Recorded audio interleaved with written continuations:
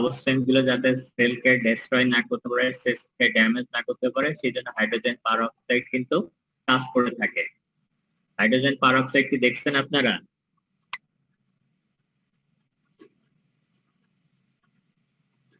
Practical করছেন hydrogen peroxide নিয়ে?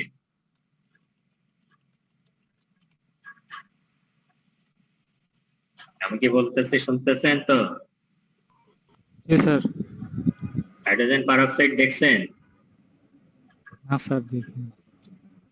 Hydrogen peroxide এটা হচ্ছে, এখানে বলা হচ্ছে যে টক্সিক সাবস্টেন্স, সেলের জন্য যে টক্সিক, সেই সাবস্টেন্স গুলোকে নিউট্রিলাইজ করার জন্য ইউজ করা হয়। এখন হাইড্রোজেন পারঅক্সাইডের প্র্যাকটিক্যাল অ্যাপ্লিকেশন হচ্ছে যে বিষয়টা ক্লিনিক্যাল অ্যাপ্লিকেশন, যে বিভিন্ন মানুষ যখন বিভিন্ন ধরনের বলা যায় ক্ষত নিয়ে আসে, যে বিষয়টা আলসার, যে স্কিনের নিচে বিভিন্ন ক্ষত থাকে অনেকে, অথবা মিউকাস মেমব্রেনে ক্ষত থাকে, এই ধরনের ক্ষত চিকিৎসা হিসেবে হাইড্রোজেন পারঅক্সাইড কিন্তু ইউজ করা হয়।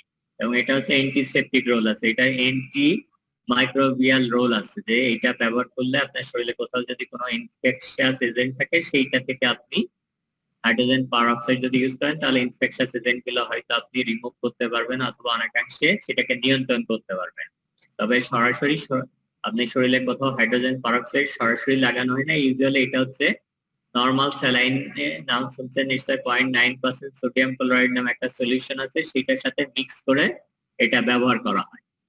এবং এখন যেটা দেখবেন যে এখন বিভিন্ন ড্রেসিং মেটেরিয়াল হিসেবে বিশেষত যেসব পেশেন্ট শরীরে বিভিন্ন ক্ষত নিয়ে আসে, যে উড নিয়ে আসে, অথবা বিভিন্ন আলসার নিয়ে আসে শরীরে, তাদেরকে অনেকে অনেক ধরনের ড্রেসিং মেটেরিয়াল ইউজ করে, তার ভিতরে অনেকে hydrogen peroxide normal saline mix করেও ইউজ করা হয়। বিশেষত কারো যদি বলা হয় যে যে প্রোটিয়াস নামে এক ধরনের মাইক্রো অর্গানিজম আছে, এই অর্গানিজম দিয়ে কোনো ক্ষত সংক্রমিত থাকে, তাহলে hydrogen peroxide mix normal saline এই সলিউশনটাতে ড্রেসিং করলে ওই প্রোটিয়াস অর্গানিজমকে রিমুভ করা যায়।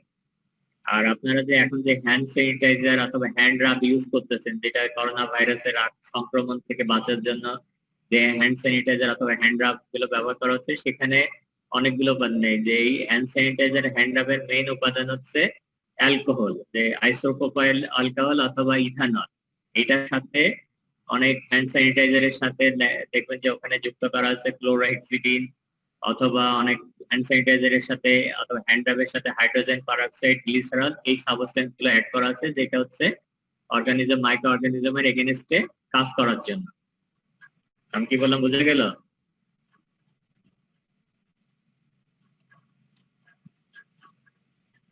জি স্যার। এরপর হচ্ছে মাইটোকন্ড্রিয়া, যেটা মাইটোকন্ড্রিয়া হচ্ছে মেমব্রেন বাউন্ড অর্গানেল, এবং মাইটোকন্ড্রিয়াকে সেলের পাওয়ার হাউস বলা হয়, সেটা সবাই জানে। Apart from the producing its own energy, it also produce high energy compound called ATP, adenosine triphosphate, যেটা হচ্ছে which can be used as a simple energy source in যে কোনো জায়গায় এটা, যে কোনো ক্ষেত্রে এটা এনার্জি সোর্স হিসেবে এটিপি ইউজ করা হয়। এখন যে স্ট্রাকচারালি মাইটোকন্ড্রিয়াকে আপনি যদি মাইক্রোস্কোপের নিচে দেখেন, তাহলে এটা দুইটা মেমব্রেন দেখা যায়, বাইরে থেকে আউটার মেমব্রেন আর ভিতরের দিকে একটা মেমব্রেন থাকে, এবং ভিতরের মেমব্রেনটা ফোল্ডিং থাকে, এবং ফোল্ডিং হয়ে যে স্ট্রাকচারটা তৈরি করে সেটাকে বলা হয় ক্রিস্টি। যে ফোল্ডিং গুলো ভিতরের দিকে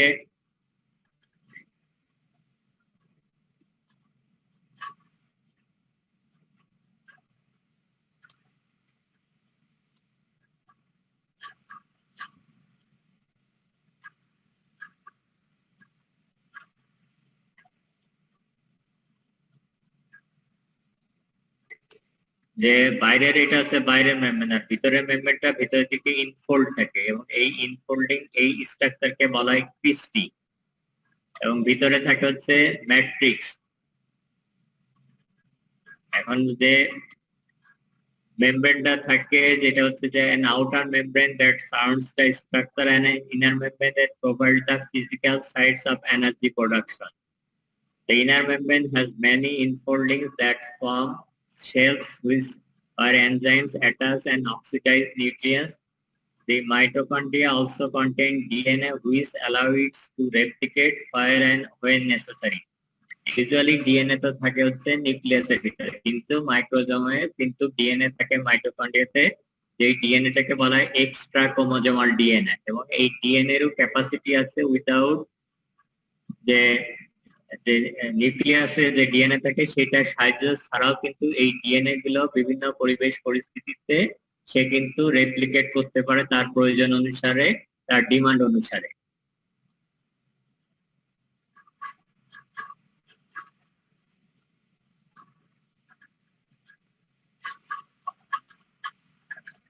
এরপর হচ্ছে নিউক্লিয়াস। এটা যে হিউম্যান সেলে সাধারণত নিউক্লিয়াস গুলো বেশিরভাগ সেলের ক্ষেত্রে এটা সেন্টারের থাকে অথবা সেন্টারের কাছাকাছি থাকে, এবং এই নিউক্লিয়াস গুলো হচ্ছে nucleus is a spherical or oval shape structure that usually is the most prominent feature of a sell.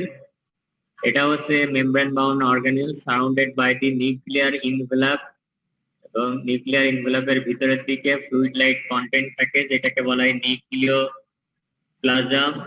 এর বাইরে নিউক্লিয়াসের ভিতরে থাকে নিউক্লিয়াই এবং ক্রোমাটিন অথবা ক্রোমোজোম থাকে। এখন নিউক্লিয়াস হচ্ছে সেলের কন্ট্রোল সেন্টার বলে, সেলের যা কিছু কন্ট্রোলিং মেইন সেন্টার হচ্ছে nucleus. The control center of the cell responsible for transmitting genetic information, এটা হেরিডিটারি মেইন উপাদান, মেইন যে উপাদান, and providing the instruction for protein synthesis, এবং যে ইনফরমেশন গুলো নিয়ে যাচ্ছে রাইবোজোমে এন্ডোপ্লাজমিক রেটিকুলামে সেটার মাধ্যমে প্রোটিন সিনথেসিস, এবং সেই সিগন্যাল গুলো সেই ইনফরমেশন গুলো নিউক্লিয়াস থেকে যে রাইবোজোম এবং এন্ডোপ্লাজমিক রেটিকুলামে যায়।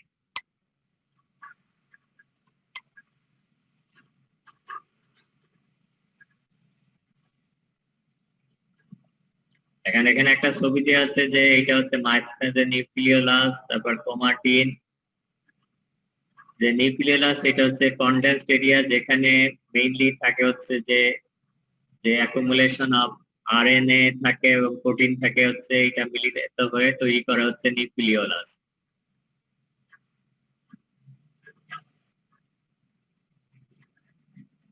এখন নিউক্লিয়াস যে ইনভেলপটা থাকে সেটা হচ্ছে বাইলেয়ার্ড ইনভেলপ, এবং এই ইনভেলপের মাঝে মাঝে কিছু পোর্ট থাকে।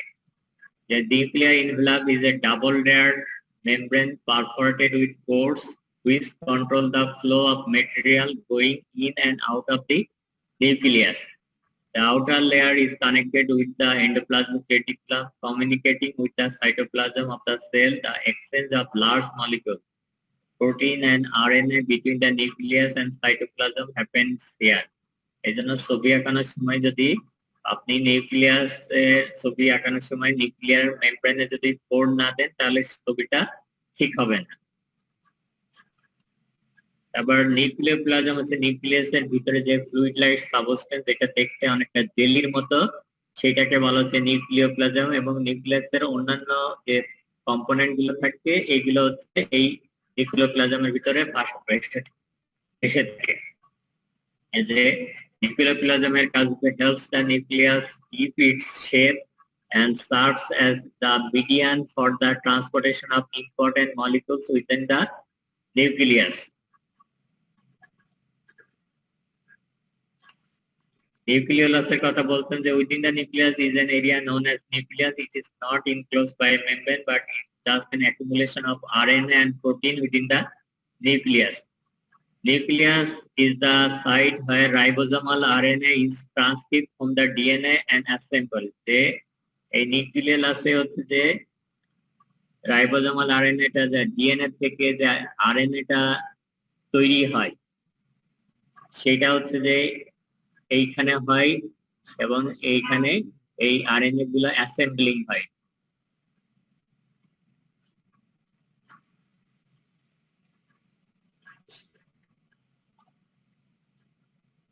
এরপর হচ্ছে নিউক্লিয়াসের উপাদানের ভিতর ছিল হচ্ছে ক্রোমাটিন। ক্রোমাটিন হচ্ছে এটা কতগুলো ফাইন আনইভেনলি স্টেড নেটওয়ার্ক, হলো সূক্ষ্ম, এগুলো হচ্ছে অমসৃণ মানে উঁচু এবড়ো থেবড়ো স্ট্রাকচার নিয়ে গঠিত। এবং এখানে বলা হয় যে যে স্ট্রাকচার গুলো ক্রোমাটিনের ভিতরে থাকে তার ভিতরে আছে ডিএনএ, আরএনএ এবং হিস্টোন প্রোটিন। যে ম্যাক্সিমাম থাকে হচ্ছে হিস্টোন প্রোটিন, তারপর 30% ডিএনএ থাকে, 60% হিস্টোন প্রোটিন, 10% আরএনএ থাকে। এখন এই হিস্টোন প্রোটিন গুলো মেইনলি যে কাজটা করে সেটা হচ্ছে ডিএনএ কে যে package, which package and regulate the DNA.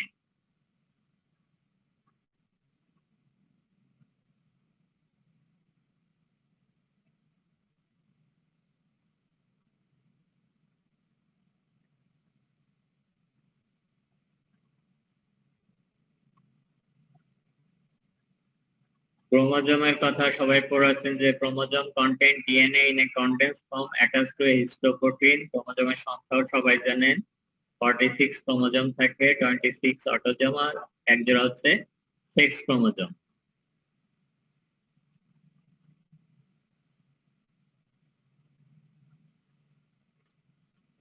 নিউক্লিয়াসের ফাংশনের আগেই বলেছে নিউক্লিয়াস হচ্ছে control centre of the cell. A nucleus is often compared to the command center as it controls all the functions of the cell. It is important in regulating the actions of the cell. It plays an important role in creating the cell's protein. It is involved in important processes dealing with DNA and other genetic molecules. এগুলো আগে বলা হয়েছিল যে overall যদি ফাংশনের কথা বলা হয়, this is the control center of all of the cell.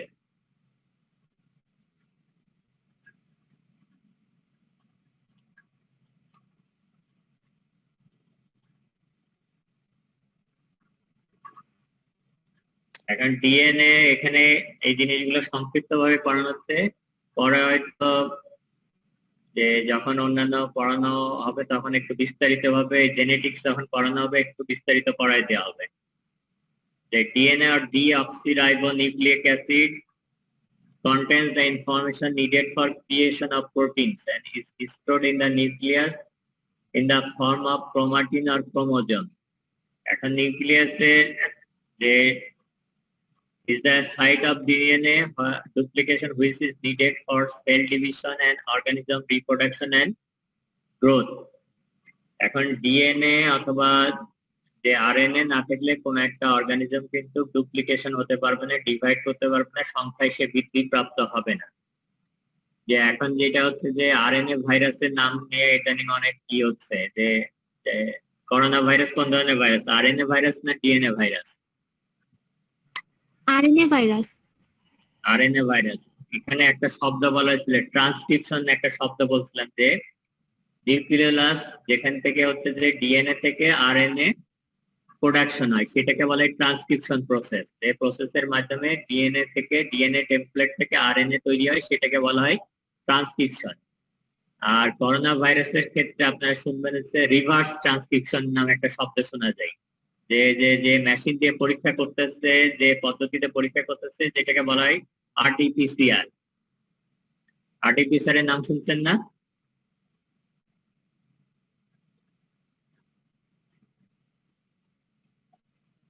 আমি কি বলতেছি শুনতেছেন? জি স্যার। আরটিপিসিআর এর নাম শুনছেন? জি স্যার। আরটিপিসিআর বারবার এই শব্দটা আসতেছে যে আরটিপিসিআর যেটা খুব বেশি সংখ্যক এই ধরনের এই যে ফ্যাসিলিটি বাংলাদেশে নেই। যখন শুরু করছিল করোনা ভাইরাসের ডিটেকশন তখন একটা দুইটা ল্যাবে হয়, এখন বিভিন্ন সরকারি বেসরকারি মিলে সম্ভবত 104 থেকে 5টা ল্যাবে এই আরটিপিসিআর এই টেস্টটা করা হচ্ছে করোনা ভাইরাসের জন্য। আরটিপিসিআর হচ্ছে যে একটা পদ্ধতি যেটার নাম হচ্ছে reverse transcription polymerase chain reaction. যে পদ্ধতির মাধ্যমে আরএনএ ভাইরাস গুলোকে বলা হয় যে ডিএনএ ভাইরাসে মানে ডিএনএ কনভার্ট করে সেইটাকে অ্যামপ্লিফাই করে সেগুলো মানে বিবর্তিত করে সেগুলোকে দেখা হয়।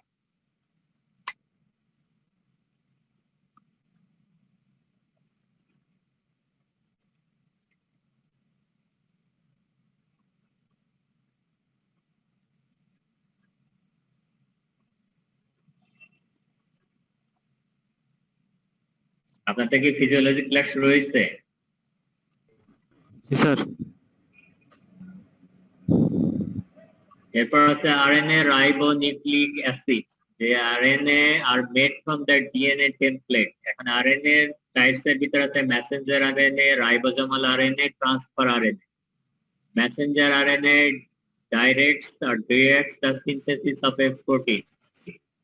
Ribosomal RNA joins with the ribosomal protein to make ribosomes. A transfer RNA binds to an amino acid and holds it in a place on a ribosome until it is incorporated into a protein during translation. Translation হচ্ছে একটা process, যে প্রসেসের মাধ্যমে endoplasmic reticulum এবং রাইবোজোমে protein production হয়, সেই প্রসেসটাকে বলা হয় ট্রান্সলেশন।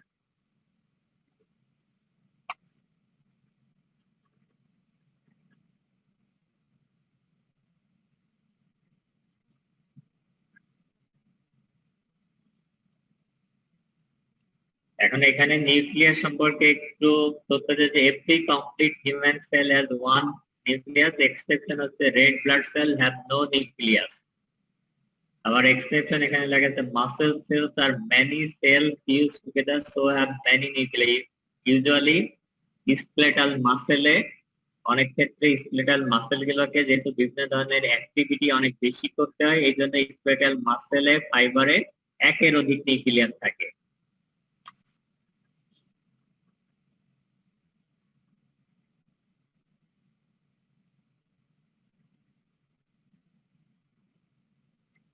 এরপর হচ্ছে রাইবোজোম, যেটা হচ্ছে নন মেমব্রেন বাউন্ড অর্গানিজম। যে ribosome, the non-membrane is a dense particle consisting of two subunits is composed of ribosomal RNA and protein. Ribosome গুলো ফ্রি থাকতে পারে অথবা attach to the rough endoplasmic reticulum, এবং রাইবোজোম হচ্ছে the protein substance that forms the internal skeleton of the cell known as cytoskeleton.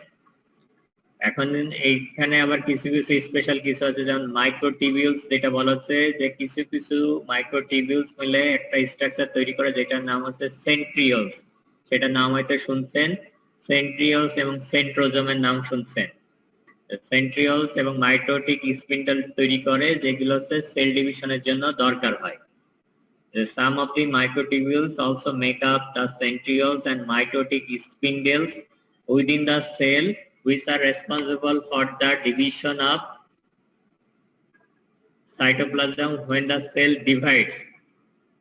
এখন এই মাইক্রোটিবিউলস, এই structure গুলো আবার কিছু কিছু স্ট্রাকচার, যে সেলুলার এক্সটেনশন, সেলগুলো এক্সটেন্ডেড হয়, বিগত সেলের যে সারফেস গুলো সেগুলো এক্সটেন্ডেড হয়ে কিছু কিছু স্ট্রাকচার তৈরি করে, যার ভিতর আছে সিলিয়া, ফ্লাজেলা। এই সিলিয়া ফ্লাজেলারও সেন্ট্রাল কম্পোনেন্ট, মানে সেন্ট্রাল যে পার্টটা থাকে সেই পার্টটা তৈরি হয় হচ্ছে মাইক্রোটিবিউলস দিয়ে।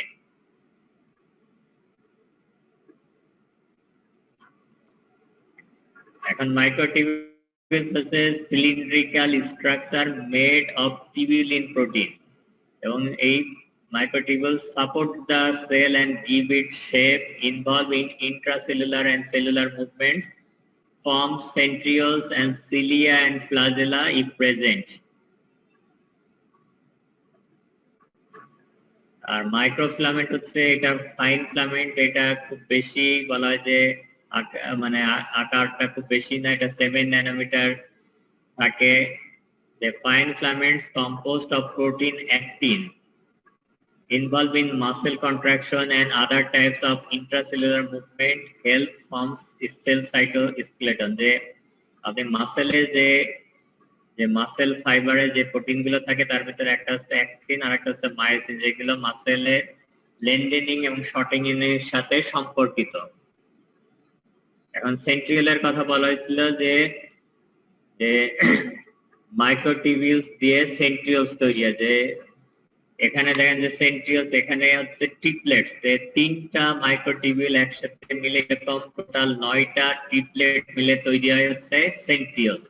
এবং একটা সেন্ট্রিওল আর একটা সেন্ট্রিওলে যখন পারপেন্ডিকুলারলি থাকে, 90 ডিগ্রি অ্যাঙ্গেলে থাকে, তখন যে স্ট্রাকচারটা তৈরি হয় সেটাকে বলা হয় সেন্ট্রোজোম। মনে থাকবে? স্যার আরেকবার একটু বলেন। সেন্ট্রিওলসটা হচ্ছে যে এটা তো মাইক্রোটিবিউলস দিয়ে তৈরি হয়। এখন মাইক্রোটিবিউলস এটা ট্রিপলেট, তিনটা টিবিউলস একসাথে হচ্ছে এইরকম তিনটা, এরকম টোটাল হচ্ছে 9টা ট্রিপলেট দিয়ে তৈরি হয় হচ্ছে সেন্ট্রিওলস। যে is composed of 9 triplets of মাইক্রোটিবিউলস। এগুলো হচ্ছে তিনটা মাইক্রোটিবিউলস মিলে হচ্ছে যে একটা ডন্ডের মতো তৈরি, এরকম 9টা মিলে হচ্ছে তৈরি হয় হচ্ছে একটা সেন্ট্রিওল। এবং সেন্ট্রিওল, একটা পেয়ার অফ সেন্ট্রিওল যখন একটা আরেকটার সাথে পারপেন্ডিকুলার মানে 90 ডিগ্রি অ্যাঙ্গেলে থাকে তখন সেই স্ট্রাকচারকে বলা হয় সেন্ট্রোজোম। বোঝা গেল? জি স্যার। মানে পেয়ার অফ সেন্ট্রিওলস, এটা এটা এটা থাকা অবস্থানটা একটা আরেকটা 90 ডিগ্রি অ্যাঙ্গেলে থাকে। এবং এই সেন্ট্রিওল সেন্ট্রোজোম এগুলো হচ্ছে সেল ডিভিশনের ক্ষেত্রে, যে সেল ডিভিশনের যখন সেলগুলো ডিভাইড হতে থাকে সাইটোপ্লাজম তখন হচ্ছে গুরুত্বপূর্ণ ভূমিকা পালন করে। তারপরে ইনক্লিউশনস এর কথা বলা হয়েছিল যে সাইটোপ্লাজমের একটা কম্পোনেন্ট ছিল ইনক্লিউশনস, যেটা হচ্ছে যে chemical substance. Inclusion includes stored proteins such as lipid droplets, glycogen granules, protein crystals, pigment granules. এই যে বিভিন্ন ধরনের যে ড্রপলেট অথবা গ্রানুলস এর কথা বলা হলো, সেইগুলো যে স্টোর, যে এটা স্টোর করে nutrients, waste and cell product. যে লিপিড ড্রপলেটস, যেটা লিপিড ইনক্লুশনের ভিতর লিপিড ড্রপলেটস থাকে, গ্লাইকোজেন ইনক্লুশনের ভিতর গ্লাইকোজেন ড্রপলেট থাকে।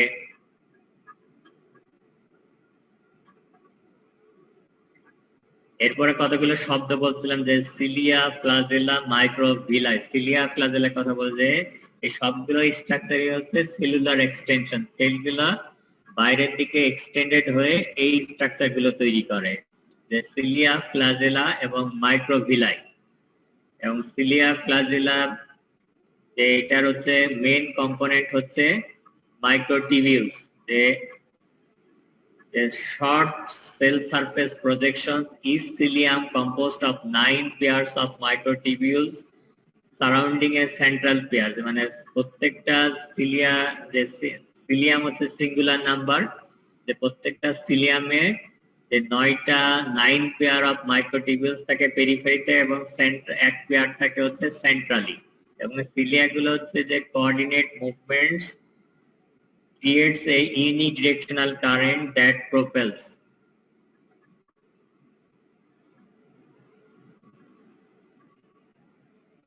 Flagellum usually human body তে flagellum the only example হচ্ছে sperm tail, যেটা হচ্ছে যে সিলিয়ার মতো এখানে বাইরের দিকে পেয়ার অফ মাইক্রোটিবিউলস থাকে 9 জোড়া, মাঝখানে সেন্ট্রালি এক জোড়া হচ্ছে মাইক্রোটিবিউলস থাকে। কিন্তু এখানে সিলিয়া থেকে এটা ডিফারেন্স হচ্ছে এটা লেন্থটা সিলিয়া থেকে একটু বড় থাকে। এবং এটার এক্সাম্পল হচ্ছে স্পার্মের টেইলটা, কারণ স্পার্মের হেড থাকে, নেট থাকে, বডি থাকে আর টেইল থাকে। টেইলের পোর্শনটা যেটা হচ্ছে প্রোপেলিং করতে সাহায্য করে, যে সাঁতরাতে বলা হয়েছে মুভমেন্ট করতে, এই ধরনের যে কোনো একটা ফ্লুইড মিডিয়াতে সেটা যাতে যে সাঁতার কাটতে পারে, সামনের দিকে আগাতে পারে, সেইটা কাজ করে থাকে হচ্ছে ফ্লাজেলের মাধ্যমে। এই স্পার্মটা সেই কাজ করে থাকে। মাইক্রোভিলাই, এটার নাম শুনছেন, এটা ইউজুয়ালি থাকে হচ্ছে গ্যাস্ট্রোইন্টেস্টাইনাল সিস্টেম, বিশেষত ইন্টেস্টাইনে হচ্ছে স্মল ইন্টেস্টাইনে থাকে হচ্ছে microvilli. The tubular extension of the plasma membrane contain a bundle of actin filaments। এটা হচ্ছে মাইক্রোফিলামেন্ট দিয়ে হয়। এবং এই মাইক্রোভিলাই থাকার কারণে হচ্ছে সারফেস এরিয়া বেড়ে যায়, যার কারণে অ্যাবজর্পশনটা ঠিকমতো হয়। যে ইন্টেস্টাইনে, স্মল ইন্টেস্টাইনে তো আপনার যে খাবারগুলো খাচ্ছেন সেগুলো বেশিরভাগই অ্যাবজর্পশন হচ্ছে স্মল ইন্টেস্টাইনে। এবং স্মল ইন্টেস্টাইনে কতগুলো ভিতরের দিকে যে সারফেস থাকে, মিউকোসা থাকে, মিউকাস মেমব্রেন থাকে, সেখানে এই সিলিয়া থাকে, এই ভিলাই থাকে, মাইক্রোভিলাই থাকে, সেগুলোর কারণে সারফেস এরিয়া বেড়ে যায়, এই জন্য যে অ্যাবজর্পশনটা ঠিক মতো হয়। এবং বিভিন্ন কারণে, বিভিন্ন রোগের কারণে অথবা বিভিন্ন ওষুধ, বিশেষত অ্যান্টিবায়োটিক যদি লম্বা সময় ধরে গ্রহণ করা হয় তাহলে কিন্তু এই মাইক্রোভিলাই গুলো তখন ডিস্ট্রাকশন হয়ে যায়, ড্যামেজ হয়ে যায়, তখন কিন্তু মানুষের অ্যাবজর্পশন সমস্যা তৈরি হয়, যেটাকে বলে ম্যাল অ্যাবজর্পশন।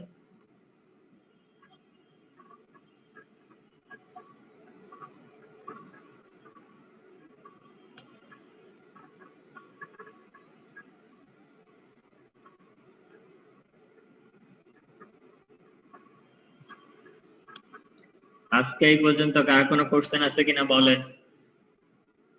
না স্যার। স্যার আজকের কোশ্চেন পর নেই?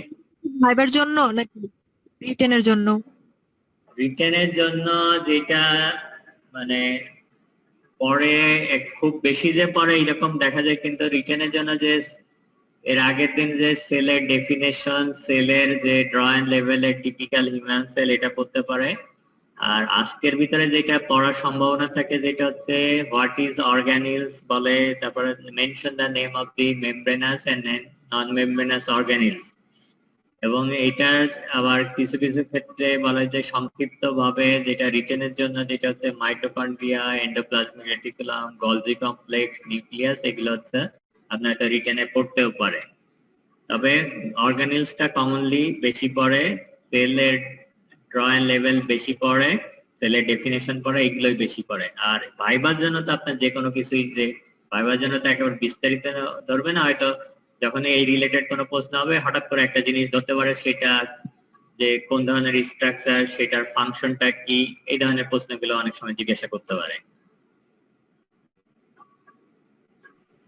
স্যার আমরা তো আগে আরএনএ 5 ধরনের পড়ছিলাম, আজকে আপনি 3 ধরনের বললেন যে। আরএনএ তো অনেক ধরনের আছে, এখানে মোস্ট ইম্পর্টেন্ট টাইপস গুলো বলা হয়েছে, যে বাকি আরএনএ টাইপস গুলো এত বেশি গুরুত্বপূর্ণ না, যেগুলো হচ্ছে সেলের যে বিভিন্ন ফাংশনের জন্য যে আরএনএ গুলো গুরুত্বপূর্ণ ভূমিকা পালন করে, সেটা হচ্ছে এই 3 ধরনের আরএনএ, যে মেসেঞ্জার আরএনএ, রাইবোজোমাল আরএনএ আর ট্রান্সফার আরএনএ। এর বাইরে যা অনেক কিছুই আপনি করতে অনেক কিছু, কিন্তু যেগুলো আলটিমেটলি সেলের জন্য অনেক বেশি গুরুত্বপূর্ণ ভূমিকা পালন করে, এই জন্য 3টাকেই মেইনলি ডিসক্রাইব করা হয়েছে এখানে। আপনাকে এই 3টা বলতেই হবে, এই 3টা বাদ দিয়ে যদি অন্য কোনো কিছু বলেন তাহলে সেটা মানে আপনাকে মেইনলি এই 3টাই হচ্ছে, এই 3টার বাইরেও যদি নাও লেখেন তাহলে খুব বেশি মাইন্ড করবে না কেউ। Okay sir. স্যার আজকের পিডিএফটা কি দিয়ে দেওয়া হবে? হ্যাঁ, আমি তো আজ মেল যদি মানে নেট লাইন যদি ঠিক থাকে, কারণ নেটে খুব সমস্যা করতেছে, আমি এটা তো বাসায় দিতে হয়।